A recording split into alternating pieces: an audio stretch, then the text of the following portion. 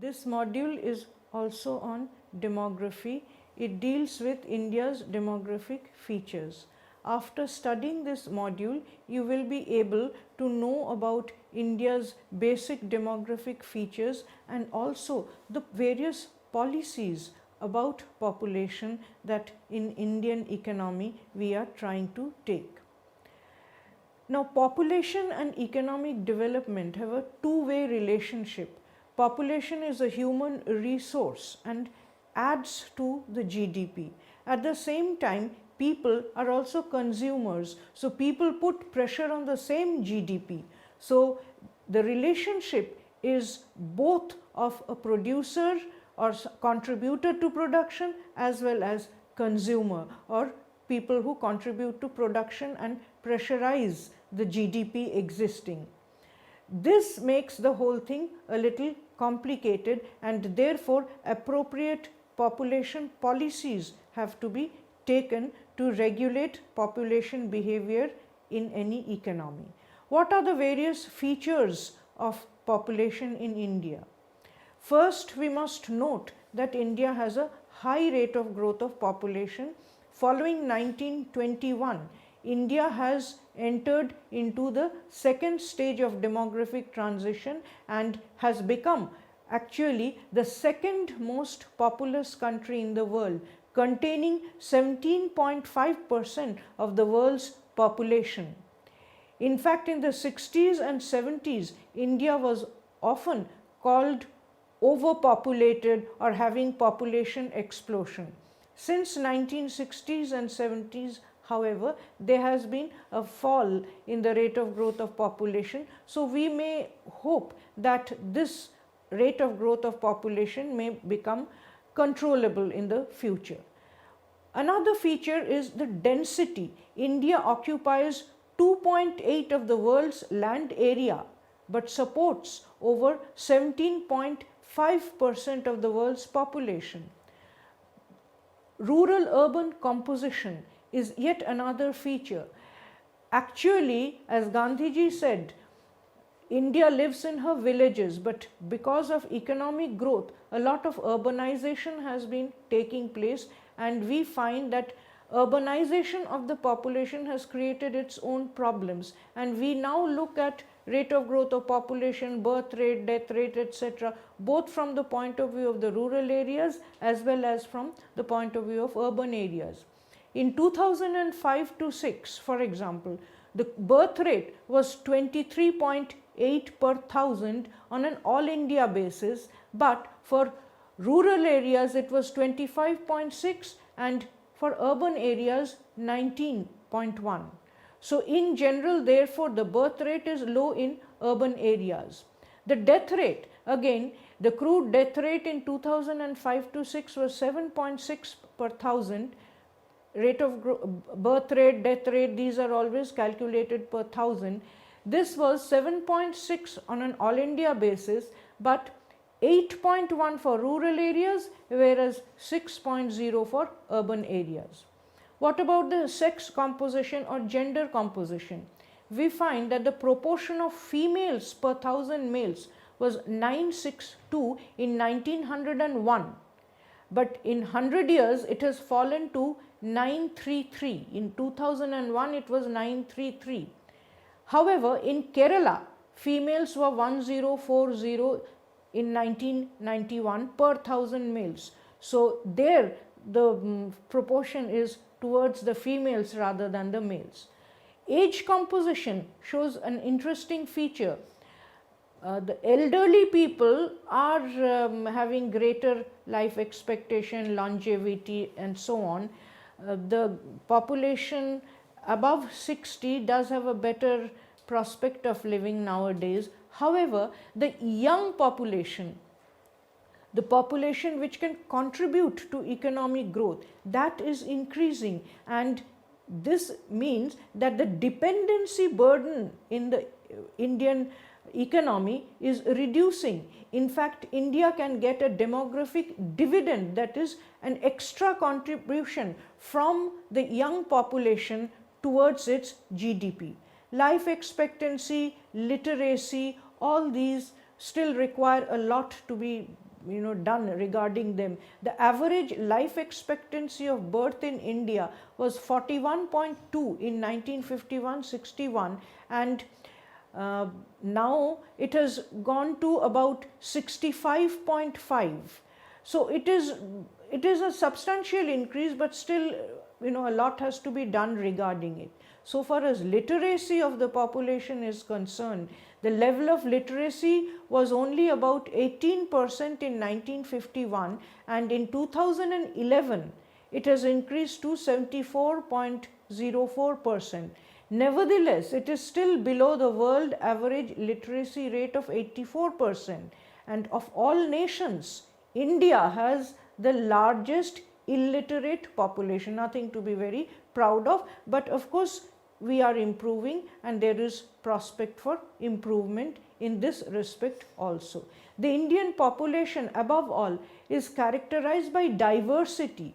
It must be remembered that population is not simply a matter of numbers. We have more than about 2,000 ethnic groups, 4 major families of languages, and all the major religious faiths. So India's population is a very diverse population. Also, there are a lot of regional and cultural factors making the problem quite complex. In around 1951, right after the census of 1951, which showed rapid population growth, it was felt that India should do something about population growth. In 1952, India became the first country in the world to have an official family planning program, although the allocation was not much. By the time we come to the third plan, that is 1961-66, a separate department of family planning was created under the Ministry of Health. The fourth and the fifth plans continued to stress population control.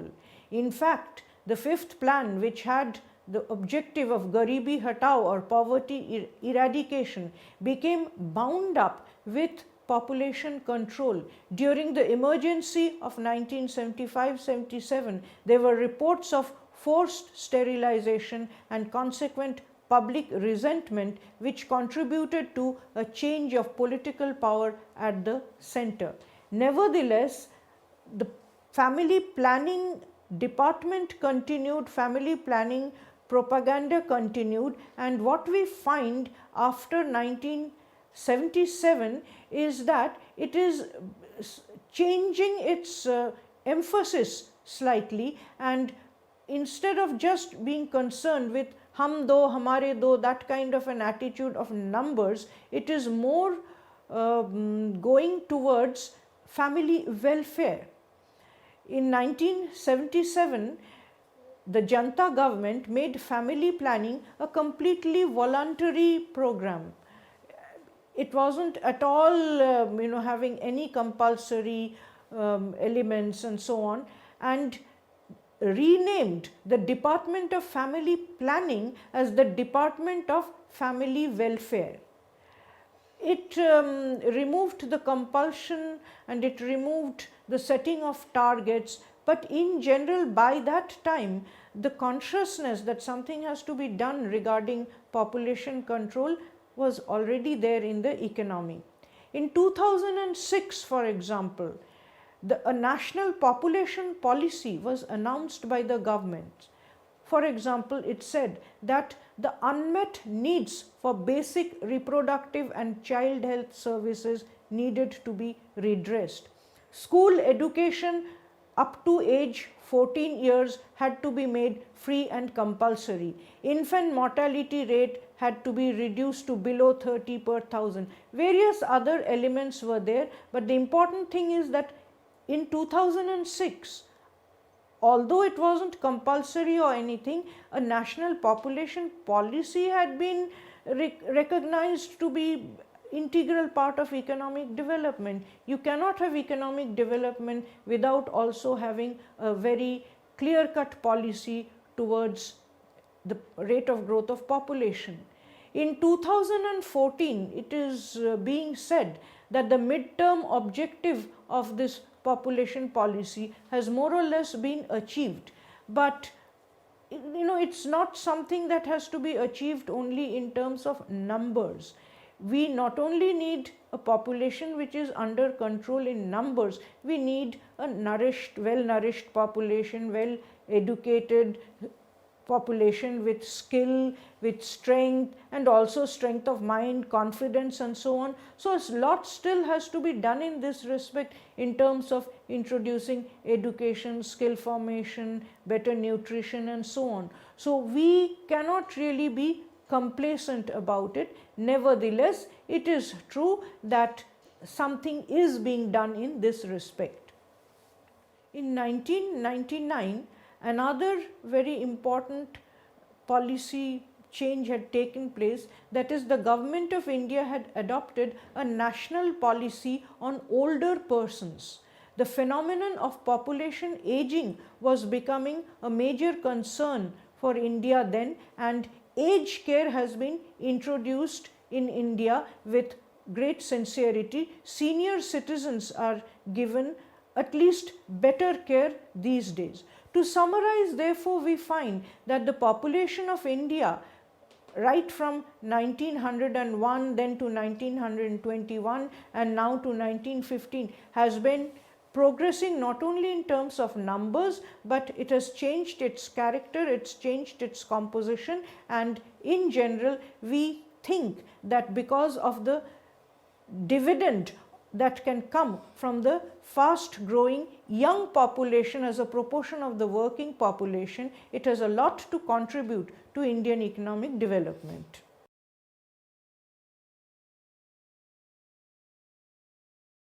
After studying this module, you shall be able to know about India's basic demographic features, learn what population policies have been followed in India, identify problems with the Indian population, evaluate the population policies followed in India, analyze future population policies. Let's start with the first feature of India, that is in the terms of growth rate. In 1921, following a couple of years of good monsoon and ample harvest, death rate in India came down and the comparatively high birth rate could make its impact felt upon the rate of growth of population. Following this year of the Great Divide, Indian population entered into a phase of growth known as the second stage of demographic transition. Since then, India has become the second most populous country in the world, containing 17.5% of the world's population. Its rate of growth of population is 1.41% and it has crossed the 1 billion mark in 2000. By 2025, India is likely to be the most populous country in the world, more populous than China. By 2050, India's population may reach 1.6 billion. In the 1960s and 70s, India was often said to have overpopulation or population explosion. Population explosion is a situation in which the number of people living in a country rapidly exceeds its carrying or sustaining capabilities. It is not just the number of people, but the ratio of it in connection with the natural or artificial resources at hand that constitutes overpopulation. With the increasing global concern about sustainable growth, overpopulation or population explosion is a serious issue for individual countries as well as the world. Increase in population is actually a positive aspect of economic growth. Since the Industrial Revolution in Britain that spread to the rest of the world, most Western countries have experienced population growth. Especially after the Second World War, in developed countries of the West as well as developing countries of East and Southeast Asia, there has been rapid population growth due to the fall in death rate, especially infant mortality rate, an increase in life expectancy. This has contributed to the global population, which may be touching 7.9 to 10.9 billion by 2050. The consequences of increase of global population are unemployment, poverty, undernourishment, lack of education and skill formation, as well as pollution of air and water. At the same time, certain highly developed countries have also experienced a slowing down of the rate of growth of population. Since the 1970s, a slight fall has been observed in India's birth rate, heralding the third stage of demographic transition.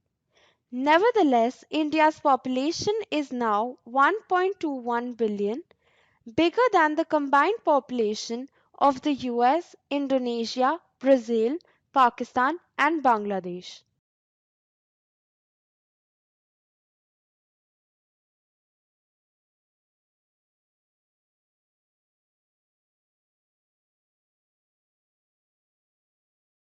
Density. India occupies 2.8% of the world's land area and supports over 17.5% of the world's population. In India, the density of population, that is, the ratio of the number of persons per square kilometre of land area, was 7.7 persons per square kilometres in 1901.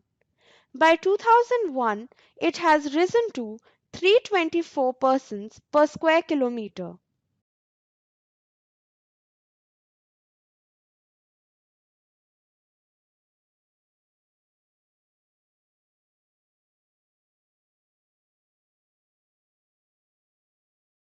Rural-urban composition. Due to growing industrialization and growing mobility of labor, urban population has gone up from 17% of the total population in 1951 to 25.72% in 1991 and 27.8% in 2011.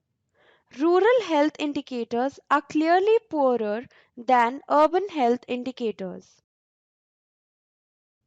In 2005-2006, the crude birth rate was 23.8 per thousand on all India basis, 25.6 for rural areas and 19.1 for urban areas. The crude death rate in 2005-2006 was 7.6 per thousand on an all India basis, 8.1 for rural areas and 6.0 for urban areas. All India infant mortality rate was 58, rural 64 and urban 40. At least 10% more children suffer in rural areas from anemia.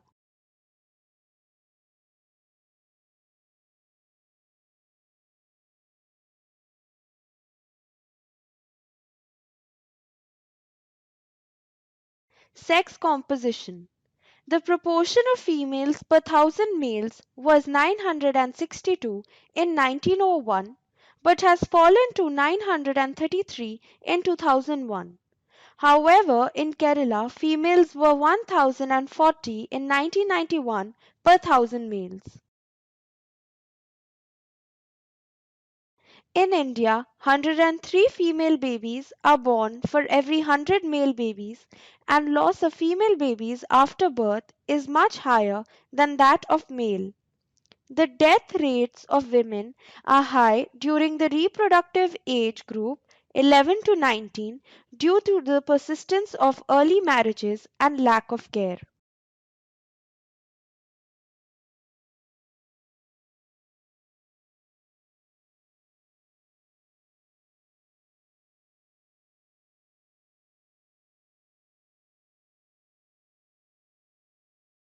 Age composition. Age composition or structure is the proportion of labor force in the total population of the country. Any population is usually divided into three age groups: 0 to 14, 15 to 59, and 60 and above. Populations on 0 to 14 age groups as well as 60 and above is regarded as dependent population. The proportion of population in the 15 to 59 age group was 58% in the 2001 census and projected to rise to 64% by 2021. This would reduce the dependency burden in India and in fact get India a demographic dividend. The average age of Indians would be only 29 in 2020, whereas the average Japanese would be 48, the average American and Chinese 37.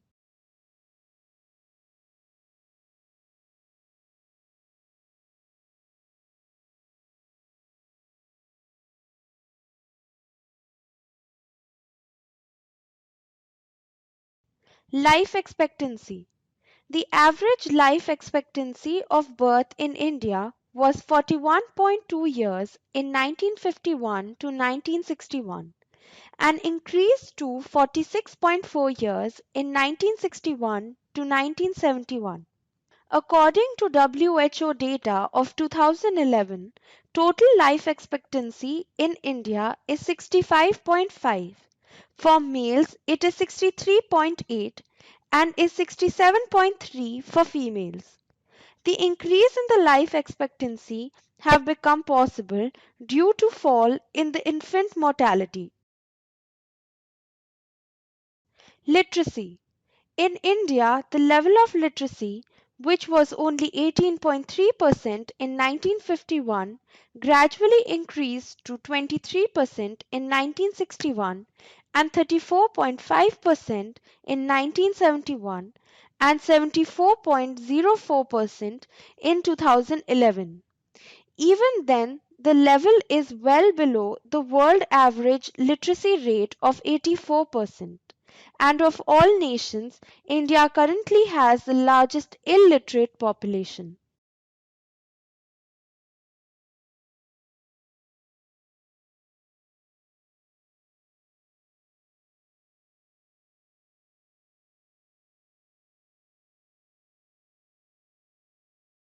Diversity.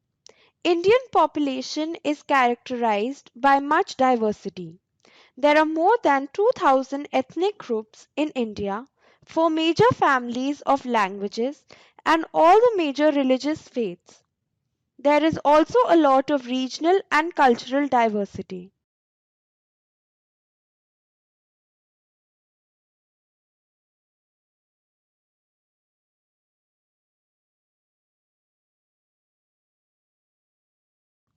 After getting the brief overview about the planning era, let us discuss the population policy in India in detail.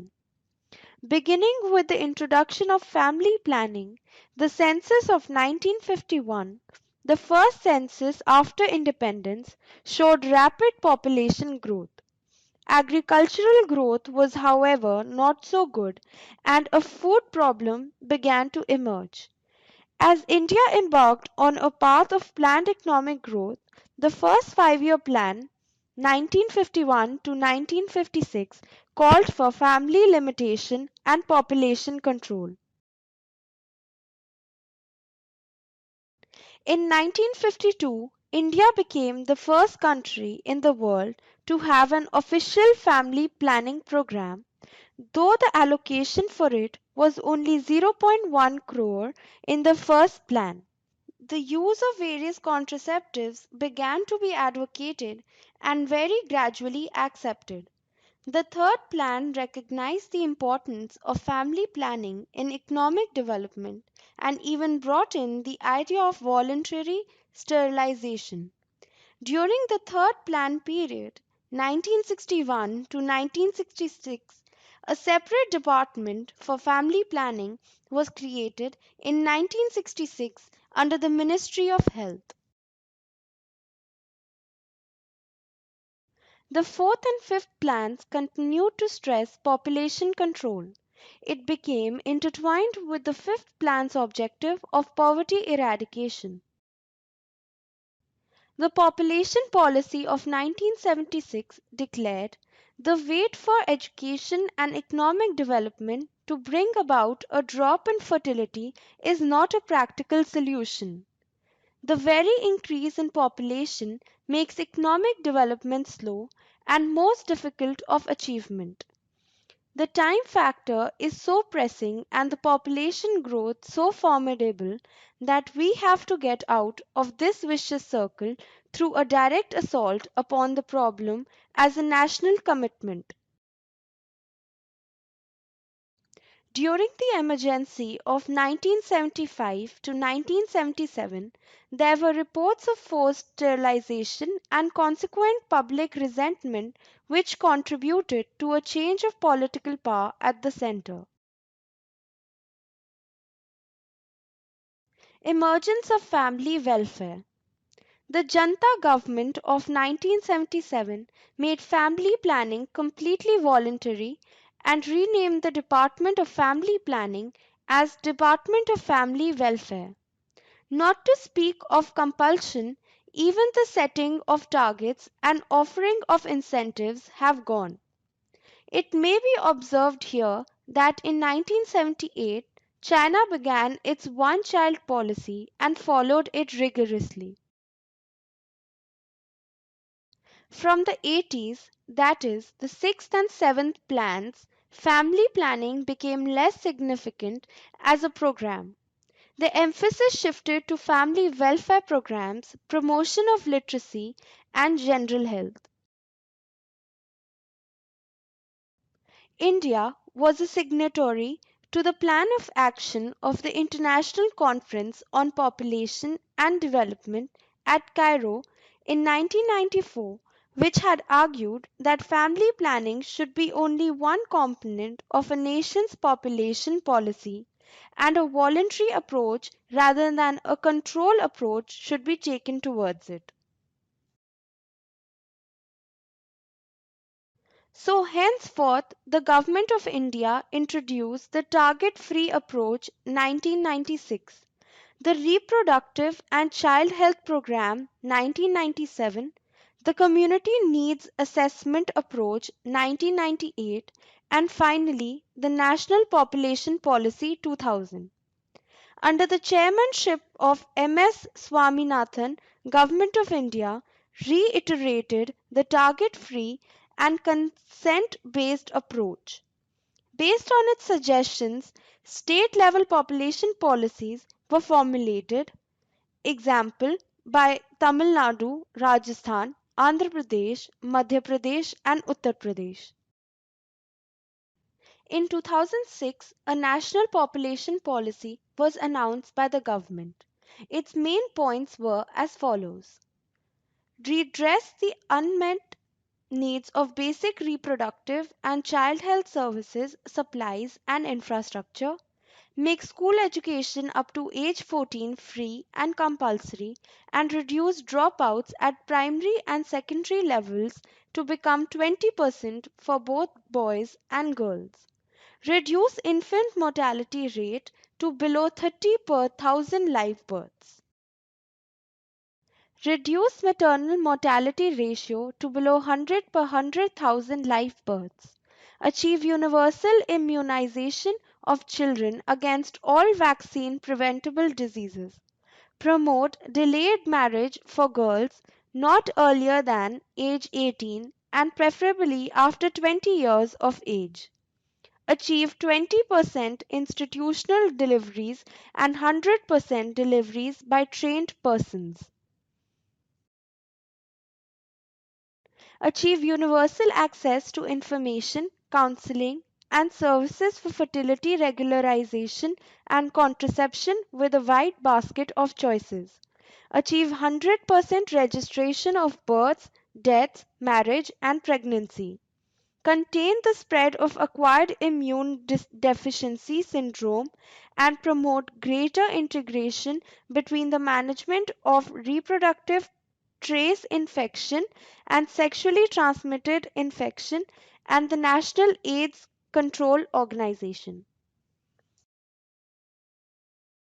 Prevent and control communicable diseases. integrate Indian system of medicine in the provision of reproductive and child health services and in reaching out to households. Promote vigorously the small family norms to achieve replacement levels of TFR. Bring about convergence in implementation of related social sector programs so that family welfare becomes a people-centered program.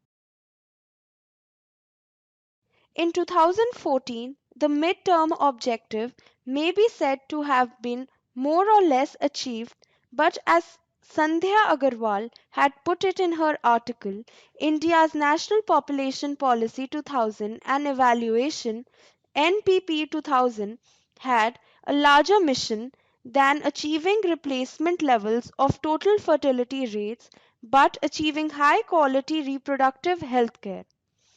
Except in states like Kerala and Andhra Pradesh, this has not been done yet. The National Commission on Population under the Ministry of Health and Family Welfare has projected in 2006 that India's rate of growth of population will decelerate from 1.6% in 2001 to 2006 to 0.9% in 2021 to 2026.